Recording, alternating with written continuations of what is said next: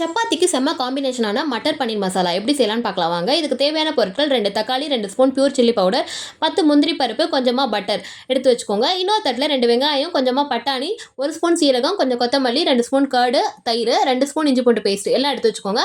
இப்போ கடாயை வந்து ஸ்லிம்மில் வச்சுட்டு இந்த பட்டரை போட்டுக்கலாம். போட்டுட்டு இதை நல்லா உருக்கி எடுத்துக்கோங்க. இந்த பட்டர் நல்லா உருகிற வரைக்கும் நம்ம வெயிட் பண்ணணும். நான் மறந்து போய் ஹை ஃப்ளேமில் வச்சுட்டு அதனால தான் இந்த ப்ரௌன் கலரில் வருது. நீங்கள் ஸ்லிம் பண்ணி வச்சுக்கோங்க.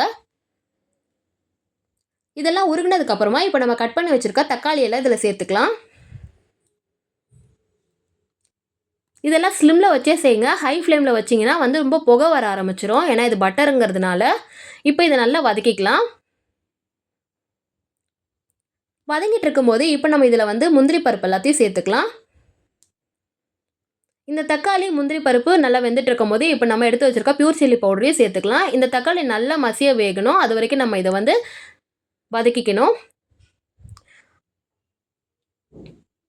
நல்லா இந்த மாதிரி வதக்கி விட்டுக்கோங்க. நல்லா இந்த ஸ்டேஜ் வதங்கி வரும்போது இப்போ நம்ம மிக்ஸி ஜாரில் சேர்த்து இதை அரைச்சி எடுத்து வச்சுக்கலாம். இப்போ இன்னொரு கடாய் எடுத்து அதில் எண்ணெய் விட்டுக்கோங்க. எண்ணெய் நல்லா காஞ்சதும் இதில் வந்து நம்ம சீரகம் சேர்த்துக்கலாம். சீரகம் போட்டுக்கலாம். இப்போ இது நல்லா வந்து வெடிஞ்சு வந்ததுக்கப்புறமா இப்போ நம்ம கட் பண்ணி வச்சுருக்க வெங்காயத்தை எல்லாத்துலேயும் இதில் சேர்த்துக்கலாம்.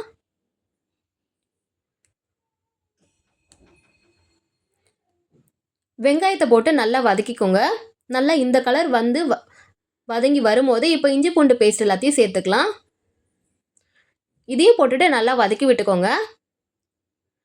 நல்லா வதக்கி விட்டதுக்கப்புறமா இப்போ நம்ம அரைச்சி வச்சுருக்கோம் பேஸ்ட்டு, அந்த தக்காளி பேஸ்ட் அரைச்சி வச்சுருக்கோம் இல்லையா, அதை ஊற்றிக்கோங்க. இதெல்லாம் நல்லா கிண்டி விட்டுட்டு கொஞ்சம் தேவையான அளவுக்கு தண்ணி விட்டுக்கோங்க. நல்லா கிண்டி விட்டுக்கோங்க.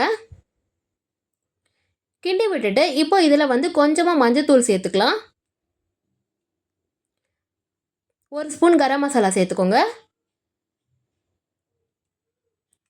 நல்லா கிண்டி விட்டுக்கோங்க.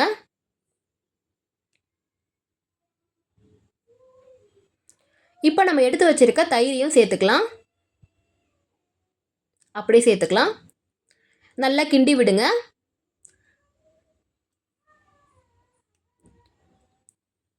நல்லா கிண்டிட்டு இதில் இப்போ கஸ்தூரி மேத்தி சேர்த்துக்கலாம். போட்டுட்டு நல்லா கிண்டி விட்டுக்கோங்க. அடுத்து இப்போ நம்ம எடுத்து வச்சுருக்க பட்டாணி எல்லாத்தையும் இதில் சேர்த்துக்கலாம். இதையும் போட்டுட்டு நல்லா கிண்டி விட்டுட்டு இப்போ நம்ம உப்பு இதில் போட்டுக்கோங்க. இது நல்லா கொதிக்க விடுங்க. இப்போ இதில் நம்ம போட்டிருக்க இந்த மசாலா எல்லாமே இதில் கொதித்து வரணும்.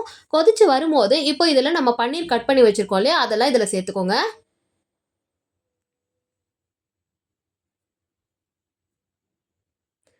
இப்போ கொஞ்சமாக சர்க்கரை சேர்த்துக்கலாம். 1 ஸ்பூன் அளவு நான் சேர்க்குறேன்.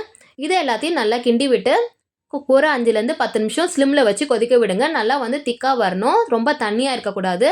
கடைசியாக இன்னொரு ஸ்பூன் கரம் மசாலா போடுறேன் நான். அப்போ தான் நல்லா வாசனையாக இருக்கும். போட்டு நல்லா கிண்டிட்டு ஒரு 2லேருந்து 3 நிமிஷம் கொதிக்க விட்டதுக்கப்புறமா கொத்தமல்லி போட்டு ஸ்டவ் ஆஃப் பண்ணிவிட்டு சப்பாத்திக்கு இதை வச்சு சாப்பிட்டு பாருங்கள். செஞ்சு பார்த்துட்டு எப்படி இருந்ததுன்னு கண்டிப்பாக வந்து கமெண்ட் செக்ஷனில் சொல்லுங்கள். ரெசிபி பிடிச்சிருந்தா கண்டிப்பாக சப்ஸ்கிரைப் பண்ணுங்கள்.